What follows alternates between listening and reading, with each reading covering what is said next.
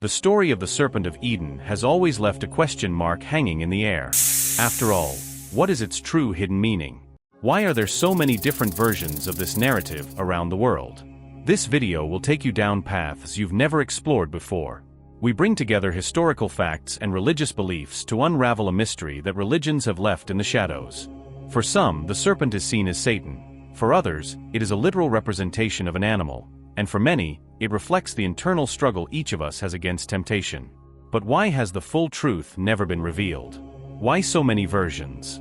But why are these different versions of the story spread across cultures around the world? The serpent, often perceived as a malevolent entity, plays a key role in the biblical narrative, tempting Eve to eat from the forbidden tree, which ultimately leads to the fall of humanity. This act of disobedience not only alters the course of human existence, but also raises profound questions about free will, knowledge, and the nature of good and evil. In advancing this content, we intend to engage with various interpretations of the serpent's role, going beyond the traditional view of it as merely a symbol of temptation and sin. We will examine how different cultures and religious traditions have understood the serpent, considering perspectives that see it as a representation of wisdom, transformation, and even fertility. By unraveling these diverse meanings, we can appreciate the complexity of the serpent symbolism and its implications for our understanding of the narrative. Furthermore, understanding the deeper meanings behind the serpent's actions invites us to reflect on our own lives and the choices we make. This encourages a dialogue about the nature of temptation and the quest for knowledge, urging us to consider how these themes resonate in contemporary society. Get ready to learn all about it. But first, don't forget to check that you're already subscribed to the channel, so be sure to become a member of this community. In the next few videos, you'll see a lot of hidden content that they're trying to keep from humanity. In the judeo-christian tradition, the serpent is commonly interpreted as a representation of Satan and temptation, embodying the opposing force that seeks to lead humanity astray. This interpretation is rooted in the biblical narrative, where the serpent's cunning persuasion tempts Eve to disobey God by eating from the forbidden tree. This act of rebellion not only introduces sin into the world, but also positions the serpent as a symbol of the ultimate adversary, challenging divine authority and the moral order. The implications of seeing the serpent as a representation of Satan extend deeply into discussions about human morality. It suggests that temptation is an ever-present force in our lives, which can lead to moral failure and separation from God. This perspective encourages believers to remain vigilant against the seductive nature of temptation, emphasizing the need for discernment and strength to resist such influences. However, this interpretation also invites a more nuanced understanding of temptation itself. Instead of seeing it only as an external force, you'll be encouraged to reflect on your own experiences with temptation and the internal struggles that accompany moral choices. This introspection can lead to a greater awareness of the complexities of human nature, where the line between good and evil often blurs.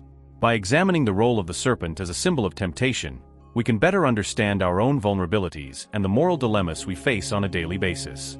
Ultimately, this discussion serves as a reminder that the battle against temptation is not just a historical or theological concept, but a relevant aspect of our personal journeys, urging us to confront our own choices and values.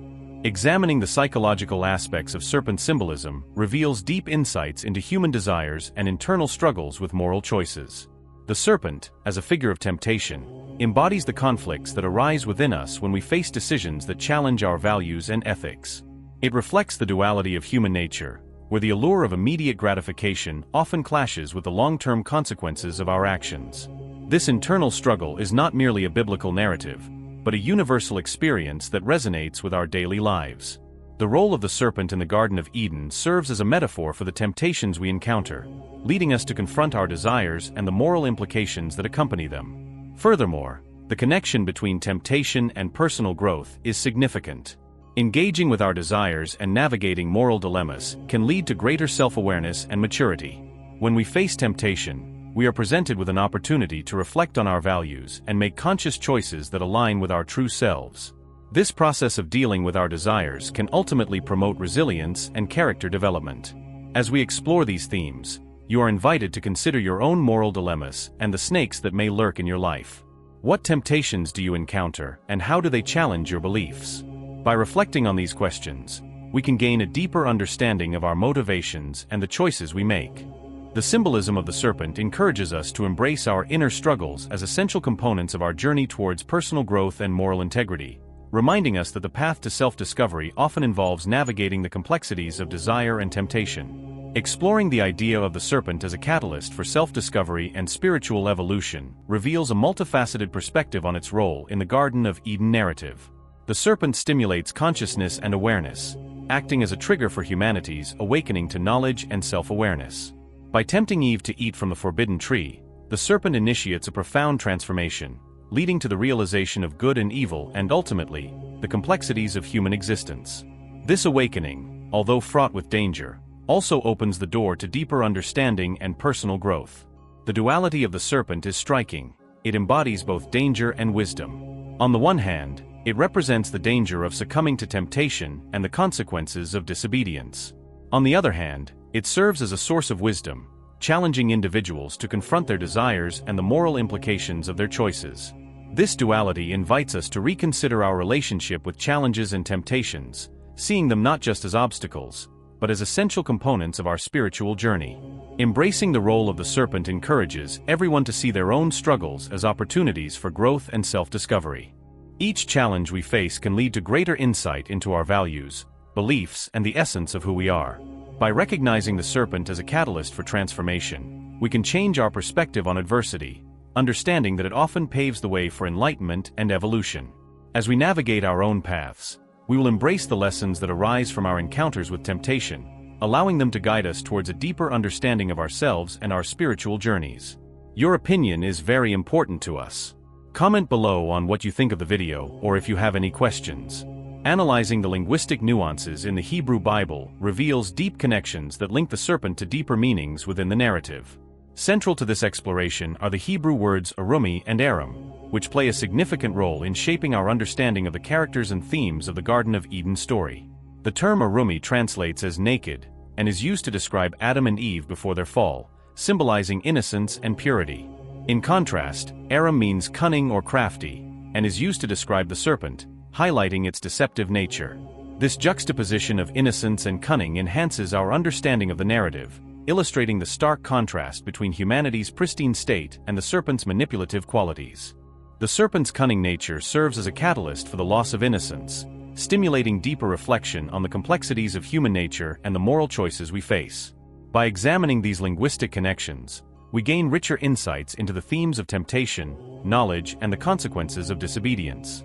In addition, I encourage you to explore the original texts of the Hebrew Bible, as engaging with the language can reveal layers of meaning that are often lost in translation.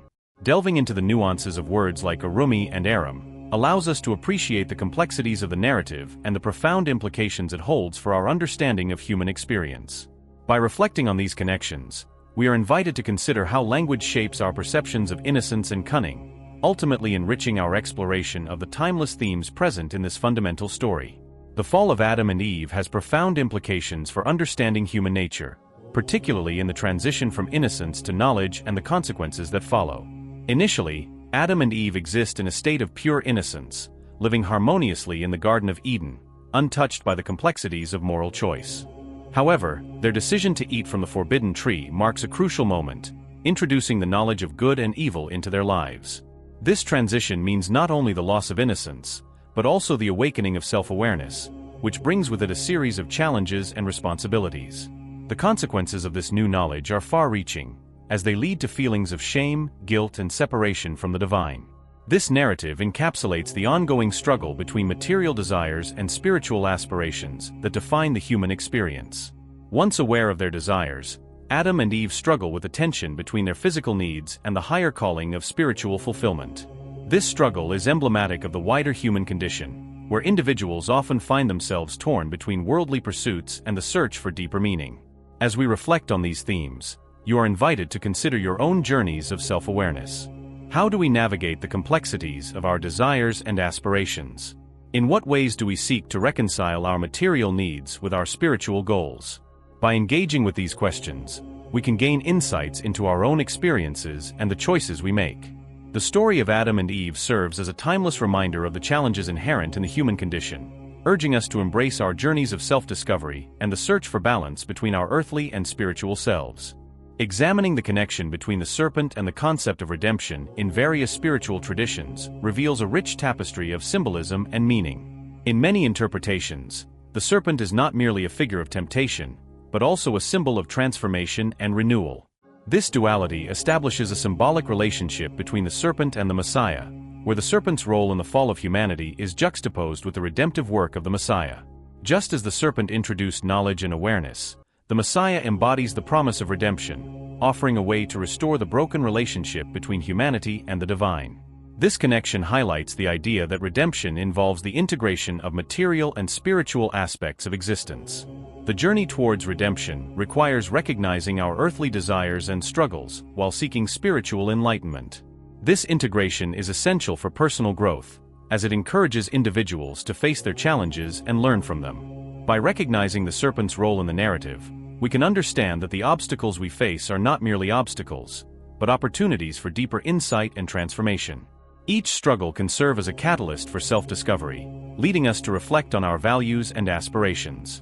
Embracing this perspective allows us to transform our experiences of temptation and adversity into stepping stones towards spiritual evolution.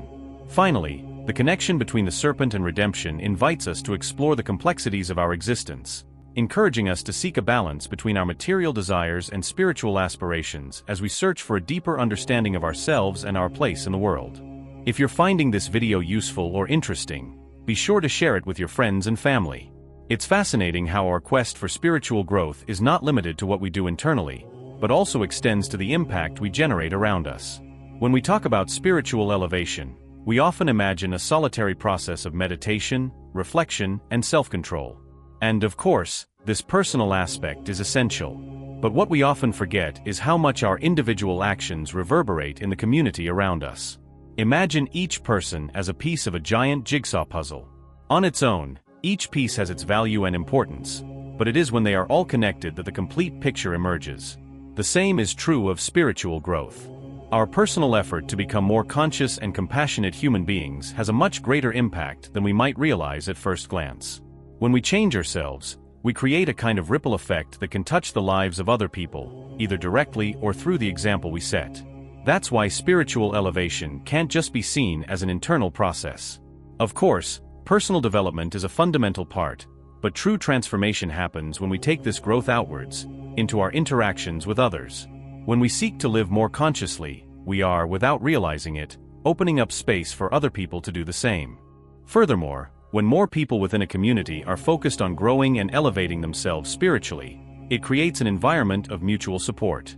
It's almost as if we're all climbing a mountain, and with every step we take, we can reach out to help those around us to climb as well.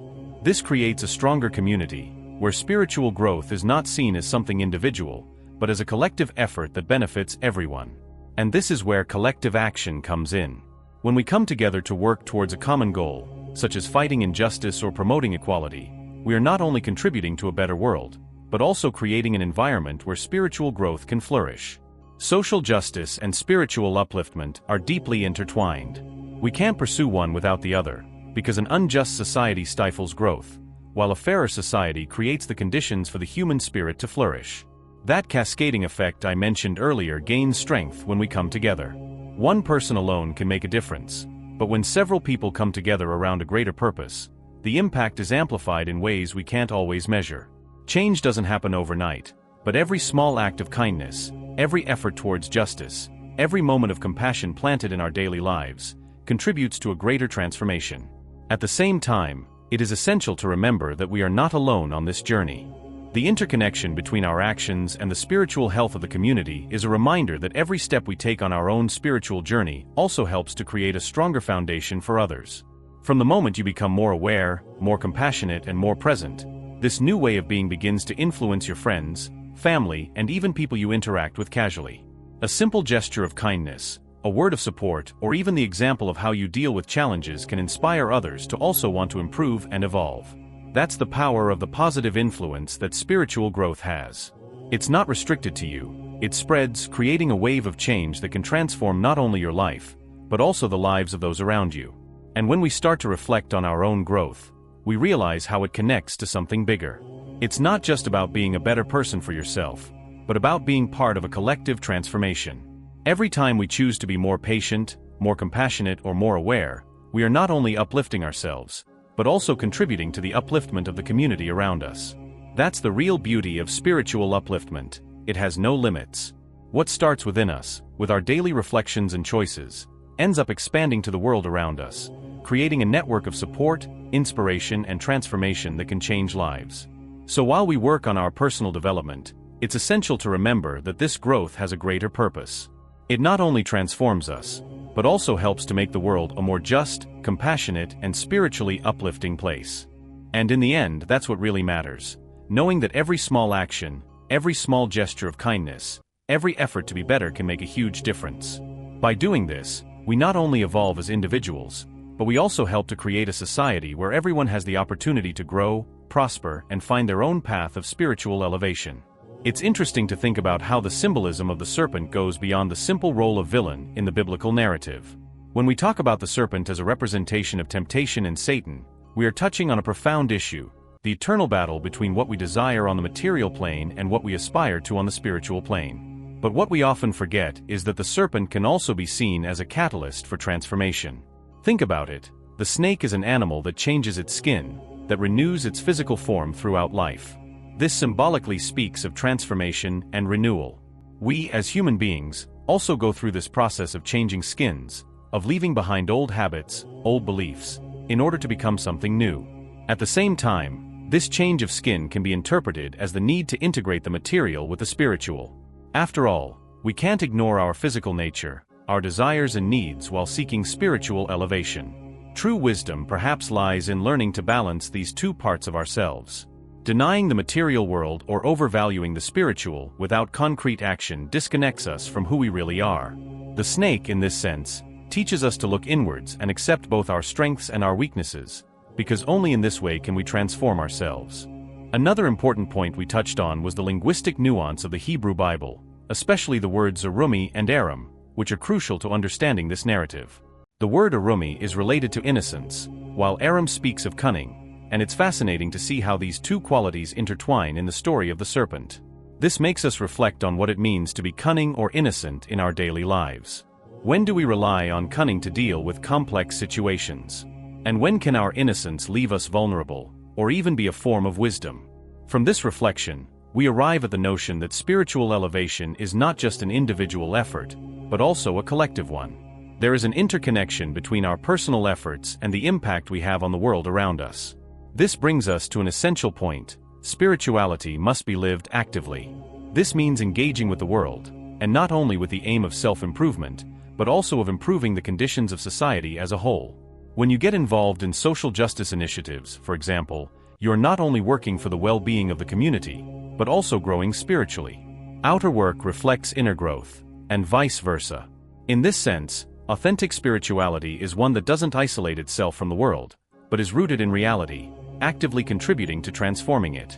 So, as you listen to these ideas, it's essential to reflect on how you can integrate what we've discussed into your daily life.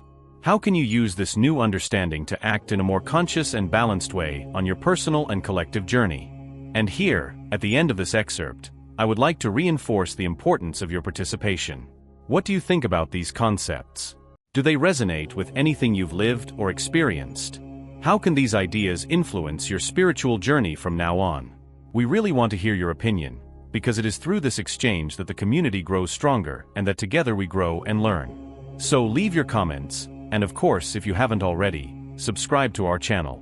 By participating in this community, you are also connecting with other people who, like you, are looking to deepen their spiritual knowledge and create a positive impact on the world. With each video, with each discussion, we are building something bigger together. Our spiritual journey is continuous, and the more we lean on each other, the further we can go. So as well as following our videos, encourage those around you to get involved too. After all, transformation begins within each one of us, but it is only complete when it is shared with the collective. With this in mind, we invite you to explore more content on our channel. Each video is a new opportunity for reflection, learning, and growth. Let's keep walking together in this quest to understand the complexities of human experience and spiritual development. We're very happy to have you with us on this journey, and we can't wait to see your contributions and hear more about your perspective. After all, spirituality is not a solitary path, it's something we build and experience together.